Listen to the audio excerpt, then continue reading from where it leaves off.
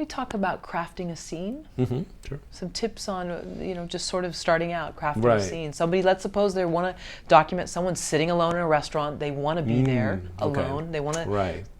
maybe they're looking for inspiration. Right. Well, the first thing that I always want to teach about scenes is that scenes are mini stories. They're a tiny little story. And just like a story, you got to think about a beginning, middle, and end for a story. You got to be thinking about the point of that story. So what is the point of that scene? And usually, because you want to make it engaging, you want to have some kind of conflict in the scene. So that's why you usually scenes about one person don't really work that much, because, okay, you wonder, what's the conflict? Unless you're talking about a character who wants to go up the mountain and struggles to get there, okay, there's conflict there. But most scenes are about two people.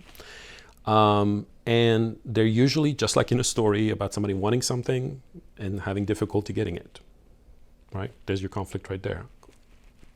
Goal and obstacle. Aaron Sorkin likes to say intention and obstacle, right? He doesn't start a scene unless he knows the intention of the character and the obstacle to that intention. Once he knows those two things, he can start a scene. So that's the basic tip of it.